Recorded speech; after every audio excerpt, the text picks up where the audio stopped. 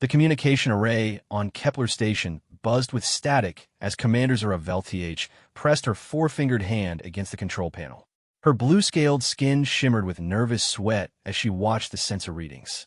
The Devourers had found them again. "Status report," she commanded, her voice carrying the weight of someone who had seen too many colonies fall. 17 ships detected on the outer rim, reported Lieutenant Kess, his insect-like eyes reflecting the red emergency lights. Same configuration as the ones that hit Proxima Base last month. Zara's stomach dropped. Proxima Base had housed 40,000 civilians. When the rescue teams finally arrived 3 weeks later, they found nothing but melted metal and strange crystalline growths where the city once stood. The Devourers didn't just kill, they consumed everything organic and left behind something else entirely. Kepler Station housed nearly 100,000 beings from 12 different species. Families who had fled their homeworlds, researchers studying the outer rim phenomena, and traders who called this place home. They were all looking to her for protection she couldn't provide. "How long until they reach us?" Zara asked, though she already knew the answer would be grim. "At current speed, 18 hours, Kess replied. "Our defensive platforms might hold them for 2 hours at best." 18 hours. Zara had seen what happened when colonies tried to fight the Devourers with conventional weapons. The alien ships seemed to absorb energy fire and grow stronger. Kinetic weapons worked better, but not well enough. The Galactic Council had lost 47 colonies in the past year, each one falling faster than the last. "Send out the emergency beacon," Zara ordered. "Full-spectrum broadcast on all diplomatic frequencies." "Commander, the nearest Council fleet is 6 days away," Kess said quietly. "Even if they dropped everything and came at maximum speed." "I know." Zara's voice was barely a whisper. "But we have to try." She walked to the viewing deck and stared out at the stars. Somewhere out there, beyond the range of their sensors, death was coming. She thought about her daughter on Rigel Prime, safe in the inner systems. At least Nero would survive this. The communication officer, a pale humanoid named Jorek, called out from his station. "Commander, we're receiving responses to our distress call." "Council reinforcements?" "No, ma'am. We're getting acknowledgments from everywhere. The Altarian Republic says they're mobilizing their fastest ships. The Crystalline Collective is dispatching 3 cruiser groups. Even the Voidwalkers are responding." Zara felt a flicker of hope. "How long for the Altarians?" "4 days minimum." The hope died. 4 days was 3.5 days too late. Still, she nodded. "Thank them. At least they're trying." Hours passed as more responses came in. Species that had been at war with each other were suddenly coordinating rescue efforts. The galaxy was finally united, but it was too little, too late. Mathematics didn't lie. No one could reach them before the Devourers arrived. As Zara prepared to address the station's population, Jorek called out again. "Commander, we're receiving a transmission on an old emergency frequency. Signal is strange." "Strange how?" "It's coming from Sol System, from a species called humans. They say they received our distress call and are responding." Zara frowned. Sol System was mentioned in old galactic databases as a quarantine zone. Some primitive species that had barely achieved faster-than-light travel before sealing themselves off from galactic society. They'd been silent for nearly 50 years. "What's their arrival time?" she asked, more out of politeness than hope. Jorek stared at his console in confusion. "They say 6 hours. That's impossible. Sol System is 12 days away at best." "I know, Commander, but they're insistent. They say, quote, 'Help is coming. Prepare for immediate evacuation of non-combatants.'" Zara almost laughed. "Non-combatants? What do these humans think this was, a border skirmish?" The Devourers didn't take prisoners or negotiate. They consumed everything living and moved on. "Send a reply," she said. "Tell them we appreciate the gesture, but they should stay away. The enemy force is too strong." "They've already signed off, Commander. Just said see you in 6 hours." As night fell on Kepler Station, Zara stood watch on the command deck. The Devourers would arrive in 10 hours. The humans claimed they'd arrive in 6. Simple mathematics suggested she'd witnessed the death of another human fleet before her own destruction. She had no idea that humanity didn't send rescue ships. Humanity sent something else entirely. Captain Sarah Chun stood on the bridge of the UES Retribution, watching her tactical display with cold satisfaction. Around her, the other 11 ships of Hunter Group 7 maintained perfect formation as they tore through space at speeds that would have been impossible just 5 years ago. "Time to arrival?" she asked her navigator. 4 hours, 37 minutes, came the crisp reply. Lieutenant Martinez didn't look up from his instruments. "The new jump drives are performing beyond specifications." Sarah nodded. Humanity's isolation from the galaxy hadn't been voluntary exile. It had been preparation time. While other species focused on exploration and diplomacy, humans had a different priority: figuring out how to kill things more efficiently.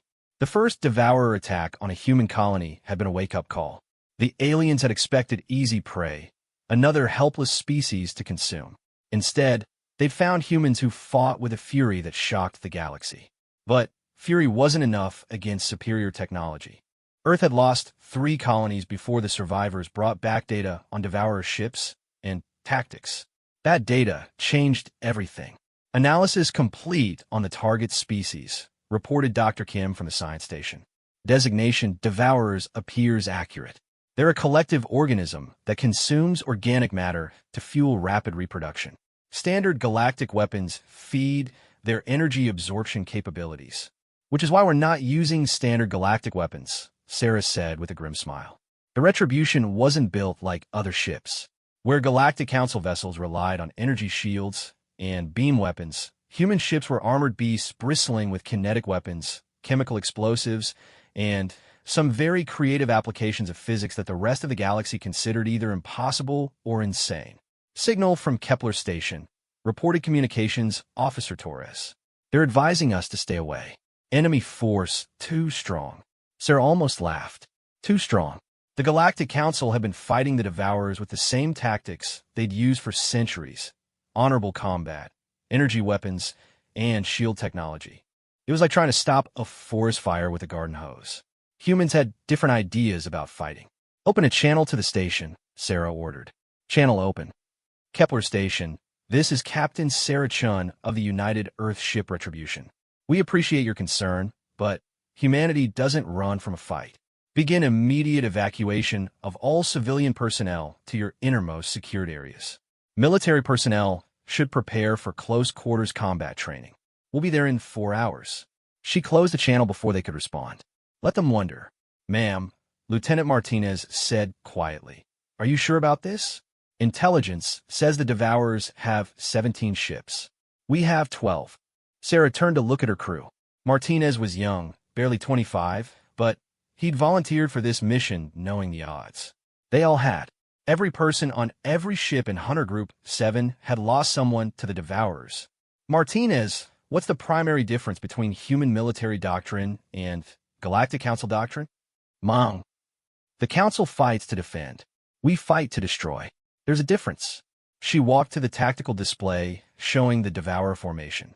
17 ships, each one capable of reducing a planet to ash. In any standard engagement, they would overwhelm 12 human ships through sheer firepower. But this wouldn't be a standard engagement. "Begin Phase 1 preparations," Sarah ordered. "I want all ships ready for Cerberus Protocol in 3 hours."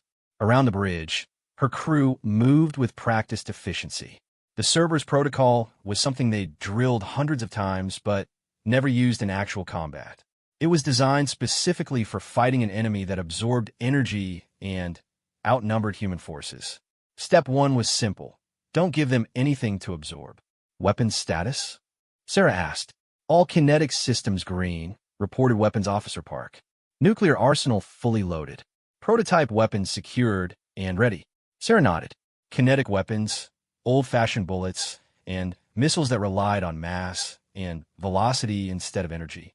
Nuclear weapons that released force through matter conversion. And the prototype weapons, those were humanity's latest gift to the universe.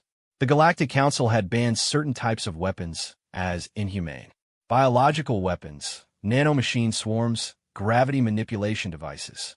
Humanity had signed those treaties, then promptly began developing weapons so terrible that no existing treaty covered them. Dr. Kim, status on the new toys? All systems functional, Kim replied with the enthusiasm of a scientist about to field test weapons that violated several laws of physics. The Void Rippers are calibrated for organic synthetic hybrid targets. The Plague missiles are loaded with nanophages specifically designed for devourer biology.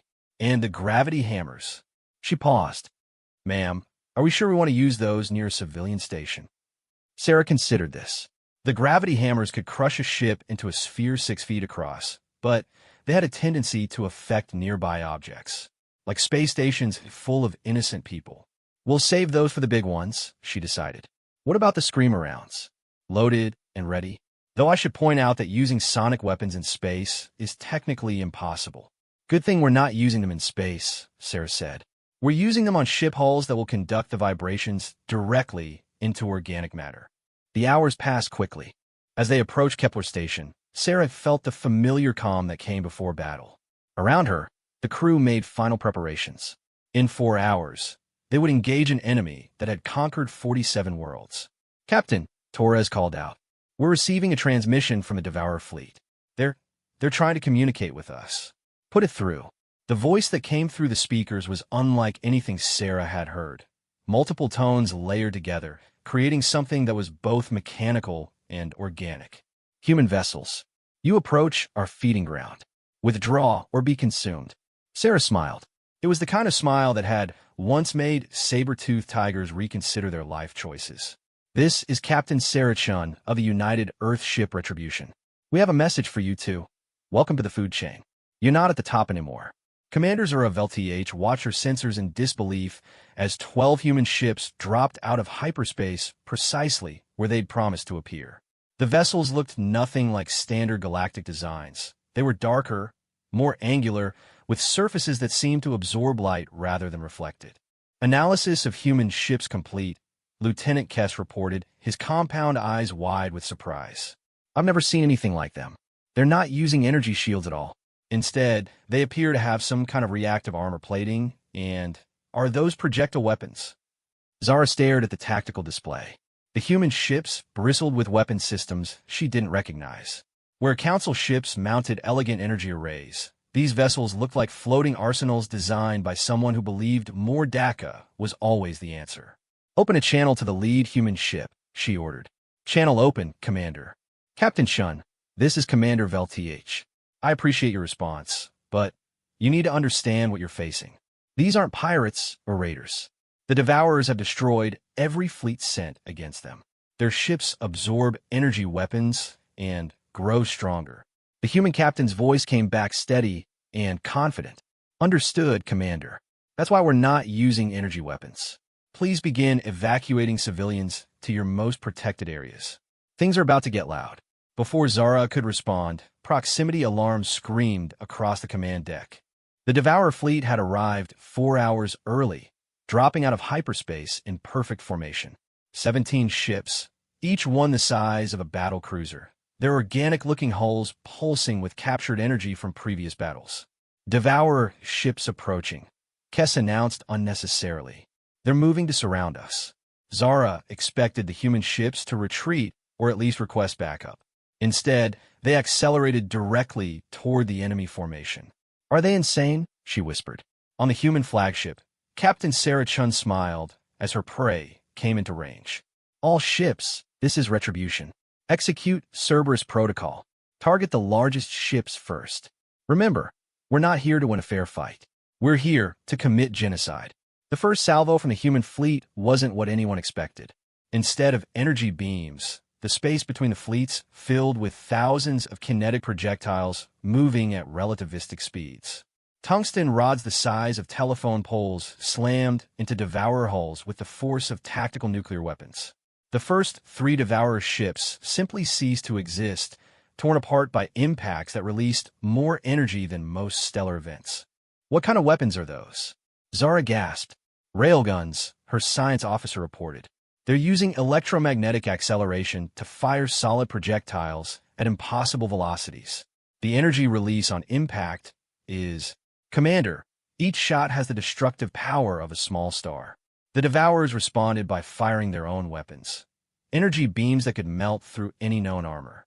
The beams struck the human ships, and nothing happened. The human vessels continued their advance, completely unaffected by weapons that had destroyed entire fleets. Analysis update, Kess called out. The human ships aren't absorbing the energy or deflecting it. They're letting it pass through them. Sarah Chen's voice came over the open channel, casual, as if discussing the weather. Phase armor technology. Our ships exist in a slightly different dimensional phase. Energy weapons pass right through us. Kinetic weapons still work, but she paused as another human ship fired something new. This time, the projectile wasn't a solid rod. It was something that looked like a missile, but when it struck a Devourer's ship, the results were horrific. The enemy vessel began dissolving from the inside out, its organic components breaking down at the molecular level. What was that? Zara demanded. Nanophage warhead, came the cheerful reply. Microscopic machines designed to convert organic matter into more copies of themselves. Very effective against biological targets. Completely harmless to normal matter.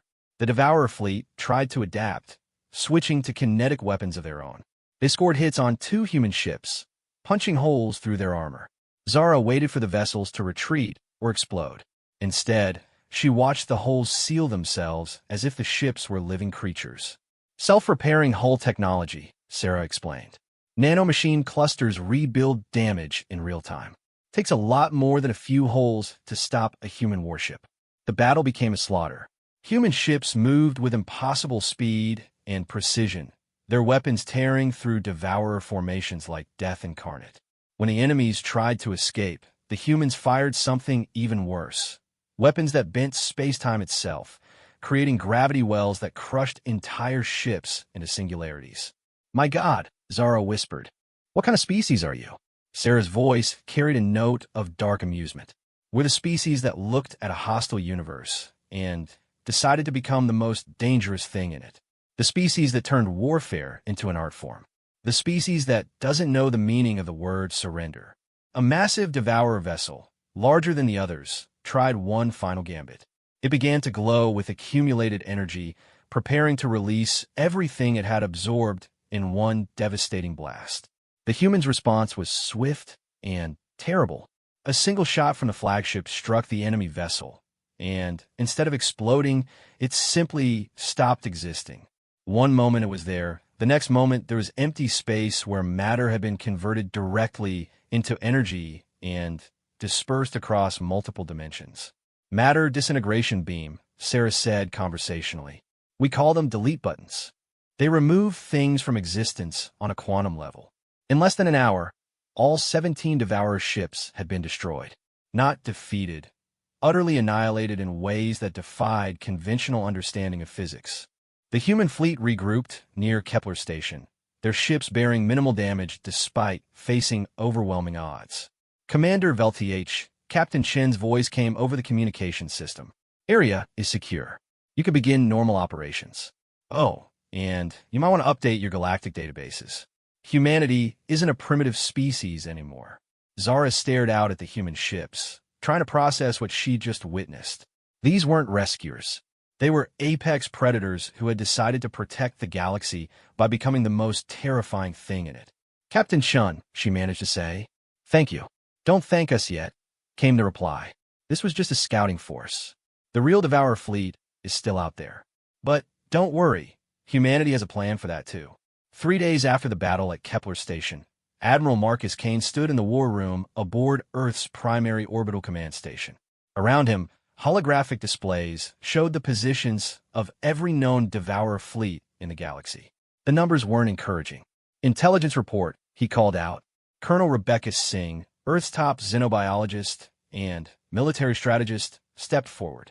We've analyzed the wreckage from Kepler Station. The Devourers are more dangerous than we initially thought. They're not just consuming organic matter. They're learning from it. Each ship contains genetic information from hundreds of species. They're evolving. Kane studied the tactical display. Red dots marked Devourer fleets throughout the Outer Rim territories. Each fleet contained between 50 and 200 ships. Conservative estimates suggested over 3,000 enemy vessels total. Current human fleet strength? Kane asked. 87 ships across 12 hunter groups, Singh replied, plus the home defense fleet of 30 vessels. Kane did the math. Even with their technological advantages, those odds were sobering. Humanity had won at Kepler Station because they'd faced a small scouting force. A full Devourer assault would be different. "Sir," called Communications Officer Hayes, "we're receiving transmissions from across the galaxy. The Galactic Council is requesting an emergency session. They want to meet with human representatives." Ken almost smiled. 50 years ago, the galaxy had dismissed humanity as primitive. Now they wanted to talk. "Tell them we'll send a delegation," Kane decided. "But make it clear, we're not interested in joining their council. We're interested in ending this threat permanently." 2 days later, Captain Sarah Chun stood in the main conference chamber aboard the Galactic Council flagship Harmony.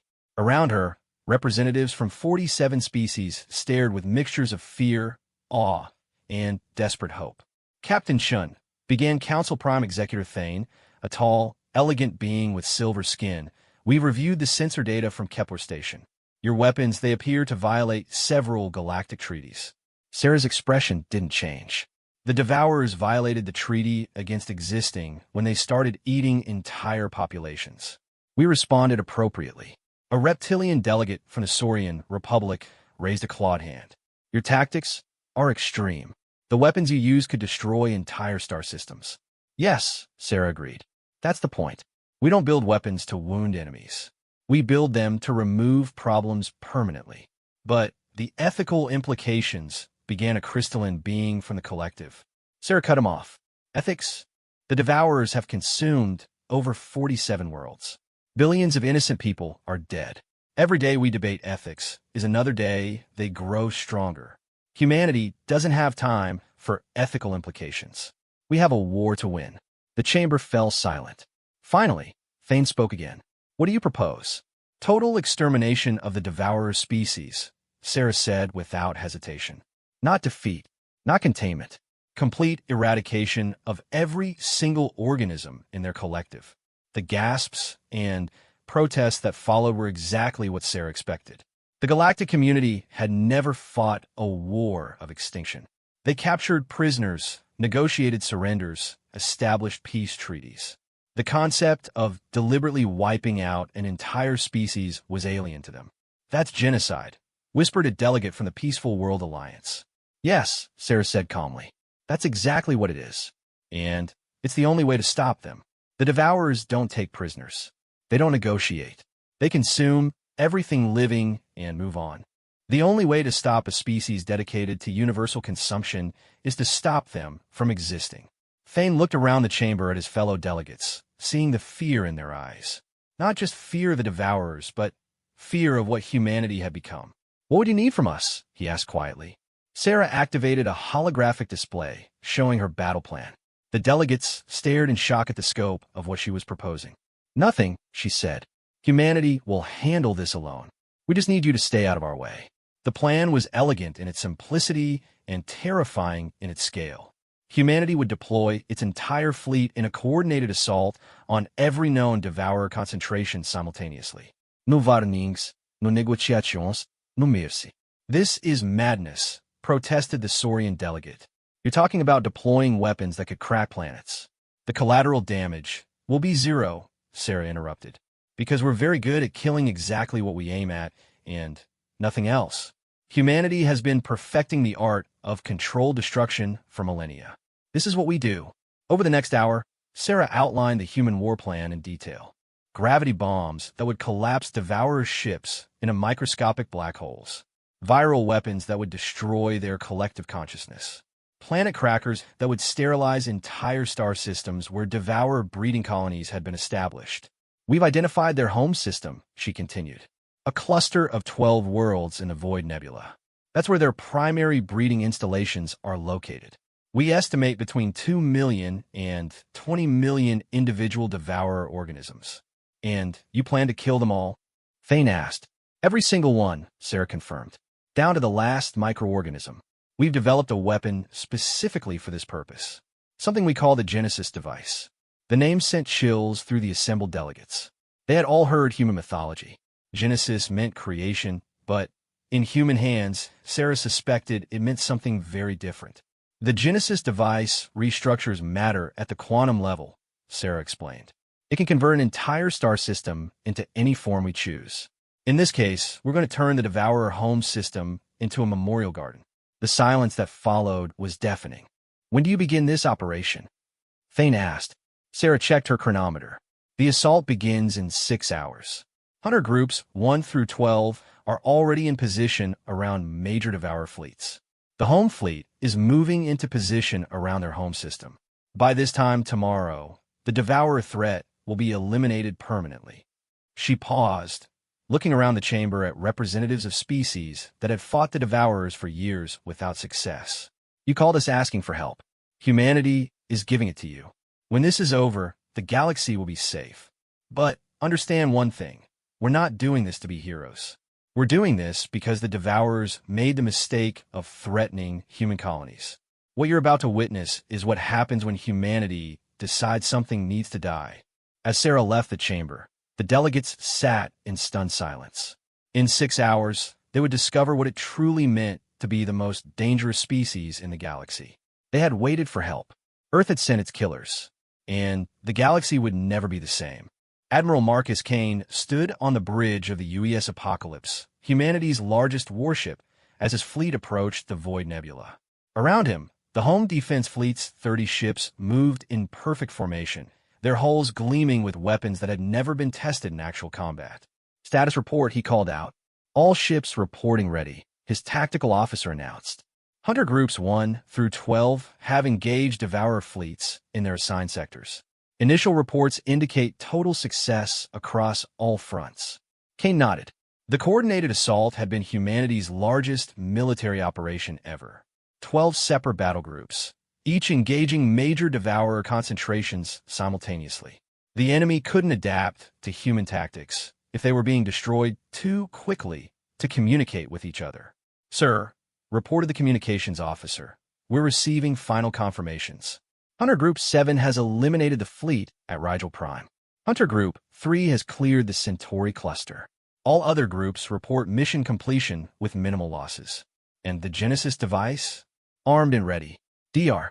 Morgan reports all systems functional. Kane looked out at the Void Nebula ahead of them.